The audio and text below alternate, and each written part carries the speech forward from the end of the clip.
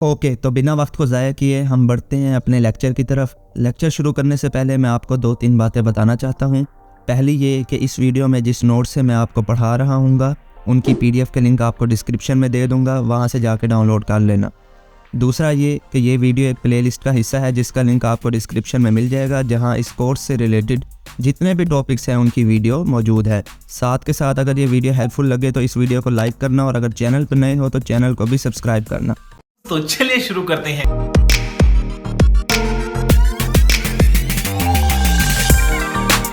Okay, तो chapter number 1 का हमारा ये लेक्चर नंबर 3 है, जिसके अंदर हम अपनी रिमेनिंग स्ट्रेटजीज जो हमारी 2 बच गई थी, एक प्लानिंग द सॉल्यूशन और दूसरा selection of the best solution, ये 2 स्ट्रेटजीज हमारी रह गई थी।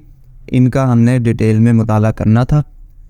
तो सबसे पहले आ जाते हैं हम प्लानिंग द सॉल्यूशन पे। इसका सवाल कुछ इस तरह से है, explain the phase of planning the solution of a problem, what are the different strategies to solve the problem. कि प्लानिंग द सॉल्यूशन को एक्सप्लेन करें और उसकी जो स्ट्रेटजीज़ हैं वो बताएं।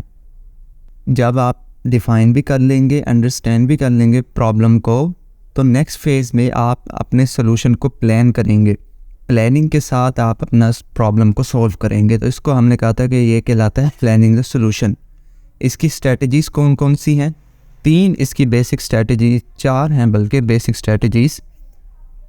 पहली है divide and conquer, use, check, guess and improve, act it out है और प्रोटोटाइप है। तो एक एक करके हम इनको देखते हैं। पहले नंबर पे आ जाती है डिवाइड एंड कॉन्कर। अब डिवाइड एंड कॉन्कर का मतलब होता है कि आप लोग जो बड़ी प्रॉब्लम है उसको डिवाइड करें।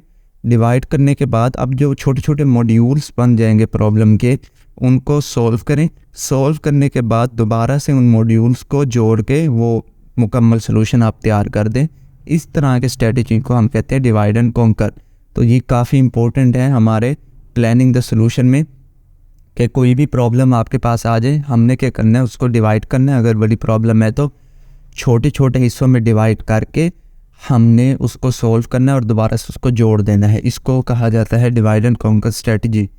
The divide and conquer strategy divides a complex problem into smaller problem. बड़ी प्रॉब्लम है उसको छोटे टुकड़ों में डिवाइड कर दिया। The smaller problem can be solve separately.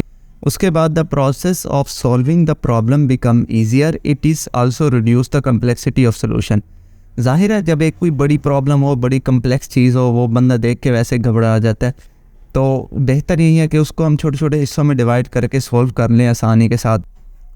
Next है आपके पास guess, check and improve.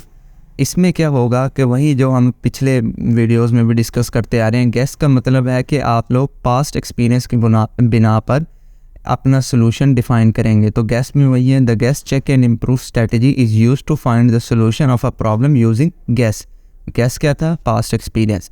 It is a repetitive strategy. अब यहाँ पर इसको देखें, रेपिटेटिव क्यों कहा गया है?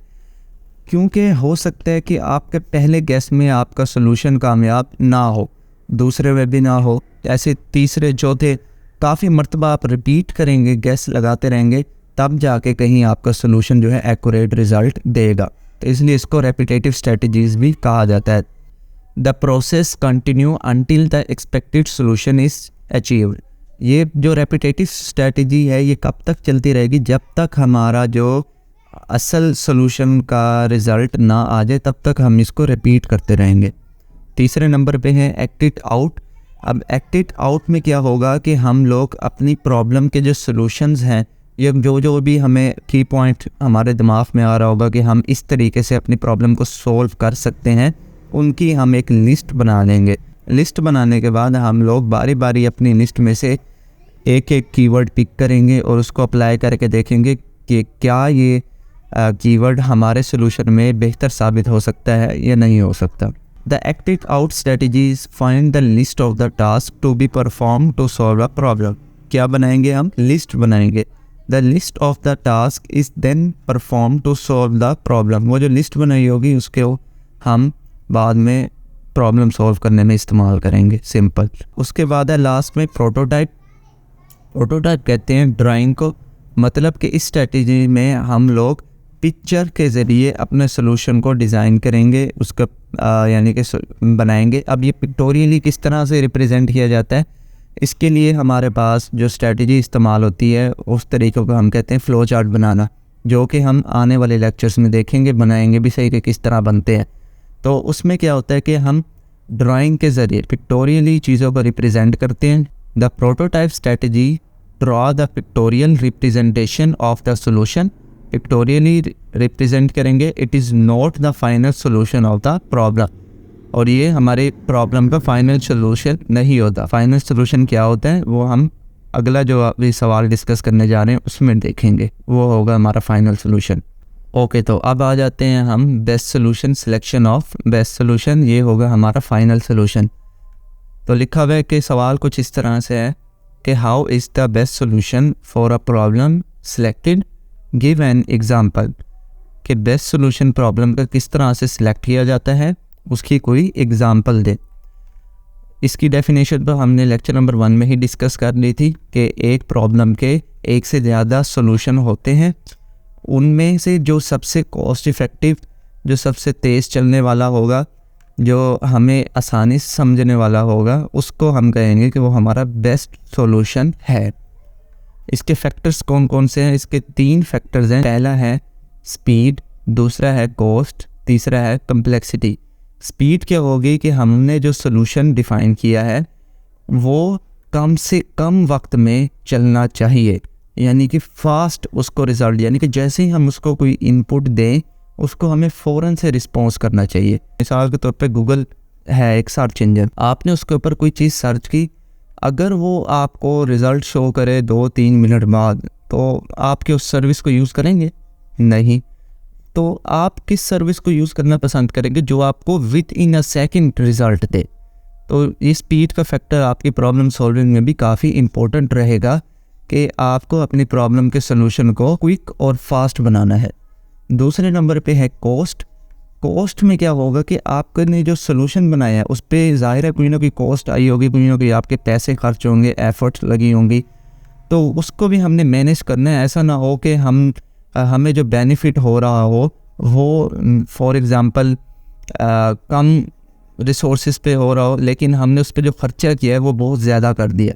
तो कॉस्ट को अफोर्डेबल बनाना, उसको मैनेज करके रखना, ये भी हमारे सोल्यूशन में आएगा। फॉर एग्ज़ाम्पल अगर आपने एक स्टोर बनाया है, सुपर स्टोर कह लें, जनरल स्टोर कह लें, और उसके अंदर आपने एक सॉफ्टवेयर बनवाया है बिलिंग सिस्टम का, जहाँ पर आप बिल, अक्सर आपने देखा भी होगा, कंप्यूटराइज्ड बिल सिस्टम। तो ऐसा ना हो कि आपकी दुकान एक छोटे लेवल की है जहाँ पर कोई मसलन इतना ब्रॉड बिज़नेस नहीं है और आपने उस पर 1 करोड़ रुपए का सॉफ्टवेयर लगा दिया, तो क्या ये आपने अच्छा फ़ैसला किया? नहीं, क्योंकि आपको उसकी ज़रूरत ही नहीं थी। ज़रूरत इसकी कहाँ है? जहाँ पर जो बड़े बिज़नेस हों, कोई बड़ी सुपरमार्केट हो, वहाँ इसकी ज़रूरत होगी। तो ये कॉस्ट का भी फैक्टर इसमें काफ़ी इस्तेमाल होता है। तीसरे नंबर पे है कम्प्लेक्सिटी। कम्प्लेक्सिटी क्या होगी कि आपने जो सोल्यूशन बनाया है वो दूसरे लोगों को समझ भी आना चाहिए। ऐसा ना हो कि आपने जो सोल्यूशन बनाया है वो आपको ही ना समझ आ रहा हो, ठीक है, आप दूसरे बंदों की तो फिर दूर की बात है ना। तो आपने ऐसा यूज़र फ्रेंडली सोल्यूशन बनाना है जो कि आपको खुद भी समझ में आ रहा हो, और अगर किसी को समझाना पड़ जाए इन फ्यूचर तो उसको भी आप आसानी से समझा पाए। ऐसा ना हो कि वो भी देख रहे हो कि भाई ये सोल्यूशन कैसे बन गया, आपका बेशक सोल्यूशन सही वर्क कर रहा हो, लेकिन जब किसी को समझ ही ना आ रहा हो तो उसका कोई फ़ायदा नहीं है। तो ये थे हमारी बाकी स्ट्रेटजी। अगर इस लेक्चर के मतलब आपका कोई सवाल हो, कुछ पूछना हो, तो आप नीचे कमेंट में भी पूछ सकते हैं, और या व्हाट्सएप ग्रुप में भी पूछ सकते हैं, उसका लिंक भी आपको दिया होगा डिस्क्रिप्शन में। अभी के लिए इस वीडियो में इतना ही। Thank you so much guys for watching this video, and I will see you next time.